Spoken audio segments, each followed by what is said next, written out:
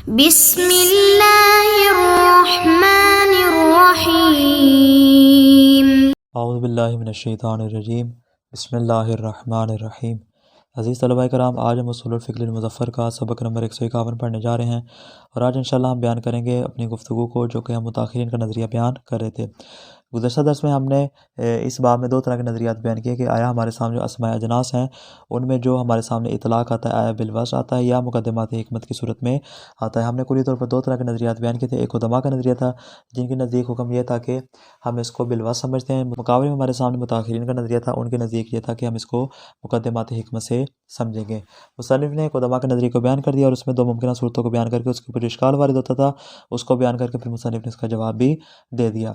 फिर मुसन्निफ़ ने मुताख़िरीन का नज़रिया बयान करने के बाद फरमाया कि मुताख़िरीन का नज़रिया अगरचे वाज़ेह है लेकिन उन्होंने इस तरह की ताबीरात इस्तेमाल की हैं जो कि नहायत ही इल्मी और फ़नी हैं। फरमाते हैं आपको परेशान होने की ज़रूरत नहीं है, हमने जो पहले दो मुक़द्दमात बयान किए उनके अंदर तमाम ताबीरात की मुकम्मल तौर पर हमने वजाहत कर दी, लिहाजा अब आपके लिए यह बात जो है वो आसान होगी, मुश्किल नहीं होगी। आज इंशाल्लाह बयान करने जा रहे हैं मुताख़िरीन के उन अक़वाल की ताबीरात को, उन्होंने जो जो अल्फाज इस्तेमाल किए हैं उनसे उनकी मुराद क्या है।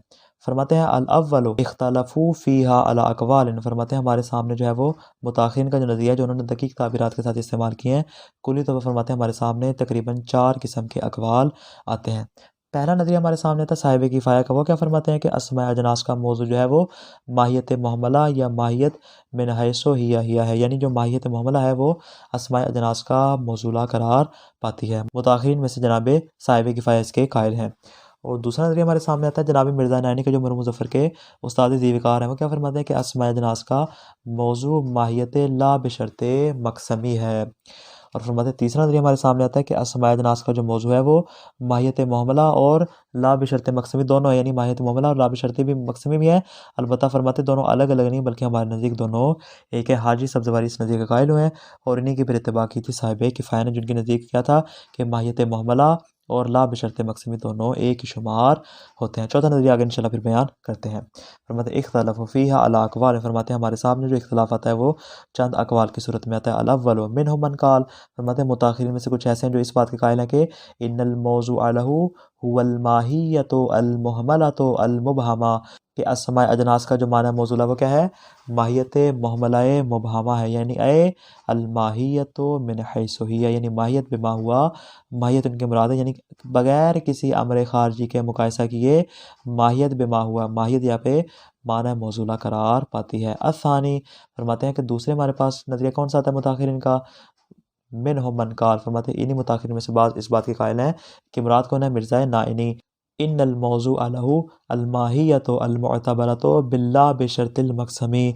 फरमाते हैं माना मौजूला ऐसी माहियत है कि जिसमें ला बशर्ते मक़समी को मद्देनज़र रखा गया है, यानी ये वही इस्तिलाह जो हमने पहले बयान कर दी हैं। फरमाते असालिसो, फरमाते तीसरी हमारे पास इस्तिलाह कौन सी आती है, वमिनहुम मन जअल ताबीर अल अव्वला नफ्स ताबीर सानी। फरमाते बाद ऐसे हैं जो कि ताबीर अव्वल यानी माहियत मुहमला को माहियत ला बशर्ते मक़समी ही करार देते हैं। उनके नज़दीक दोनों में कोई फ़र्क नहीं है, माहियत मुहमला कह लें या ला बशर्ते मक़समी कह लें, दोनों क्या हैं, अस्माए अजनास का मौजू करार पाते हैं। फरमाते हमारे सामने तीन तरह के नज़रियात आ गए।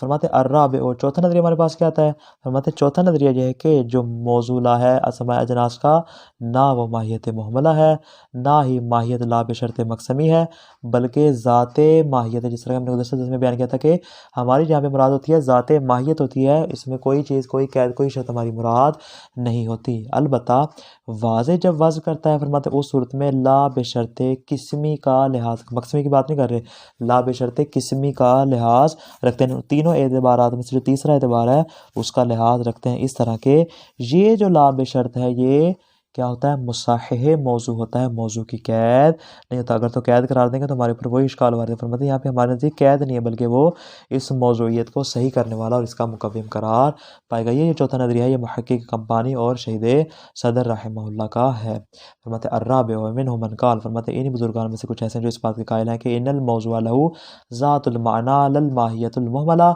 वलल माहियतु अल मुअतबरतु बिल्ला बिशर्तिल मक़समी, कि जो मौजूला है वो खुद ज़ात माना है, ज़ात ज़ात माहियत है, माहियत की तबीयत है और इससे ज़्यादा और कोई चीज़ नहीं है। ना माहियत मुहमला है, ना माहियत मोतबर कि जिसमें ला बशर्त मकसमी का होना ज़रूरी। फरमाते हैं कि कोई भी शर्त हमारे नज़दीक ऐसी मोतबर नहीं, बल्कि माहियत बेमा हुआ माहियत जो है वो मौजू करार पाती है। आगे फरमाते हैं वलकिन्नहु मुलाहज़ुन हीनल वज़अ बिएतिबार ला बिशर्तिल किस्म। फरमाते हैं कि अलबत्ता इस ज़ात माना का लिहाज किया जाता है कि सूरत में कि जब हम इसको वज़ कर रहे होते हैं तो यहाँ पे ला बिशर्त किस्मी का लिहाज रखना ज़रूरी होता है। लेकिन एक बात आपके जहन में रहे, अला अन यकून हाज़िल एतिबारो मुसहहन लिल मौजू, कि ये वाला जो एतबार ला बिशर्त किस्मी का है ये मौजू के लिए मुसहह और मुकव्विम करार पाता है। ला कैदन लिल मौजूला, माना मौजूला के लिए कैद करार नहीं पाता। जिस तरह हमने बारहा अब तक ये बात आपके लिए वाज़े कर दी। तो कुल्ली तौर पर हमारे सामने 4 किस्म के नज़रियात आ जाते हैं। आगे फरमाते हैं मुसन्निफ़ व अलैहि यकूनु हाज़ल कौलु नफ्सो कौलुल कुदमा अला तस्वीर सानी। फरमाते हैं कि इस बिना पर ये वाला कौल इशारा चौथे कौल की जानिब। फरमाते हैं ये जो चौथा कौल है हकीकत में यही वो कुदमा वाला कौल हो जाएगा कि जिसकी हमने दूसरी सूरत बयान की थी। थोड़ा सा पीछे जाएंगे, हमने कहा था कुदमा के कौल में 2 मुमकिन तस्वीरें हमारे सामने आती है कि हमने कहा था कि या तो हम क्या करते हैं कि इतलाक़ को मौजूला की शर्त करार देते हैं, पहली सूरत हमने बयान की थी।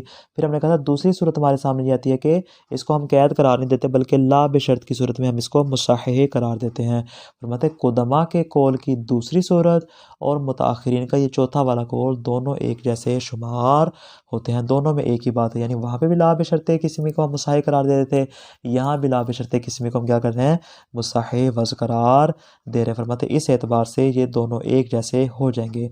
अलबत्ता इल्ला से क्या करें, इस्तिस्ना करें और कह रहे हैं इनमें एक फ़र्द पाया जाता है। वो कौन सा? फरमाते इल्ला अन्नहु ला यल्ज़म मिन्हु अन यकूना इस्तेमाल लफ्ज़ फ़िल मुक़य्यद मजाज़न। फरमाते एक बुनियादी फ़र्क है, वो कौन सा? फरमाते जो कुदमा है जैसा कि हमने बयान किया वो इस बात के कायल है कि चूँकि कैद करार दिया गया माना मुतलक में, लिहाजा अगर हम मुतलक के अलावा इसको मुक़य्यद में इस्तेमाल करते हैं तो उस सूरत में इस्तेमाल हकीकी नहीं होगा बल्कि मजाजी होगा।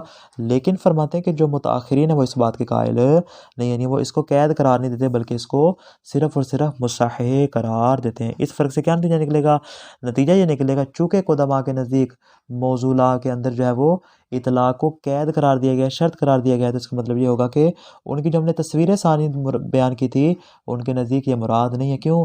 तस्वीर सानी में हमने उसको कैद करार नहीं दिया था बल्कि हमने उसको मुसाहह करार दिया था, जबकि कुदमा मुसाहहियत के कायल नहीं है, मुकव्विम होने के कायल नहीं है, बल्कि वो खुद कैद और शर्त होने के कायल है। इस बिना पर कुदमा के कौल की 2 तस्वीरों में से हमारे सामने सिर्फ पहली सूरत आ जाएगी, जो दूसरी सूरत है वो ये वाली चौथी सूरत है जिससे मुताखिरीन कायल हो जाएंगे। लकिन्नल मंसूबा इलल कुदमा अन्नहुम यकूलून। फरमाते हैं कुदमा की जानिब ये निस्बत है कि वो इस बात के कारण, जैसा कि साहिबुल मालिम ने इस बात को अपनी किताब में बयान किया, बेअन्नहु मजाजुन फिल मुक़य्यद, क्योंकि उनके नज़दीक मुसाहह और मुकव्विम शुमार नहीं होते बल्कि ये क्या शुमार होते हैं, मौजू की कैद शुमार होते हैं।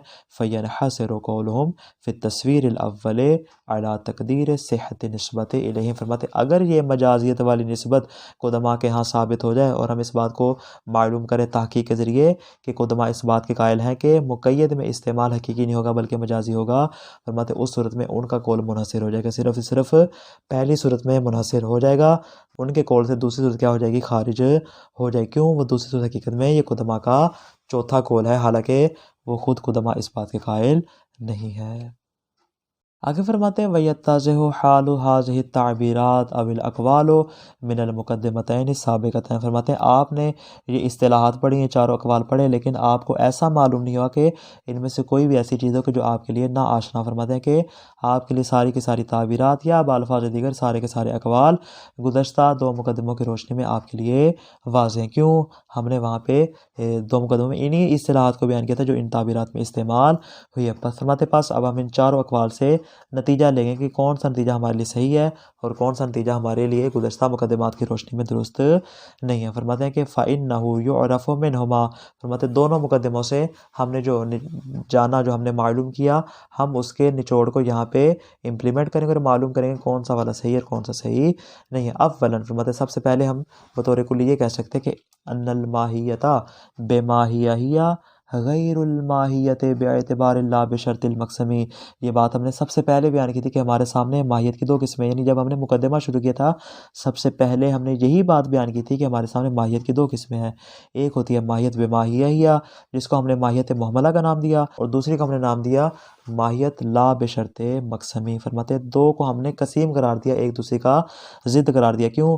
कि जो माहियत बेमाही है ये इसमें अमर खारजी का तसव्वुर नहीं होता, लेकिन जो ला बेशर्ते मकसमी इसमें अमर खारजी का मुकायसा मौजूद होता। फरमाते हमने दलील से ये बात वाज़ेह की थी कि माहियत मुहमला या माहियत बेमाहिया और माहियत ला बेशर्ते मकसमी एक दूसरे का गैर हैं, दूसरे से अलग और जुदा शुमार होते हैं। क्यों? ले अन्न नज़रा फ़ीहा, फ़ीहा का इशारा किसकी जानिब? माहियत मुहमला की जानिब। फरमाते जो माहियत मुहमला या माहियत बेमाहिया है, ले अन्न नज़रा फ़ीहा अलल अव्वल। फरमाते अगर माहियत अव्वल से बड़ा माहियत मुहमला, अगर हम माहियत मुहमला में नज़र करें फरमाते हैं तो मकसूरुन अला ज़ातिहा व ज़ातियातिहा, इसमें सिर्फ माहियत की ज़ात और उसकी ज़ातियात मुराद होती है, इसके अलावा कोई अमर खारजी मुराद नहीं होता बेखिलाफ़ ही लसानी।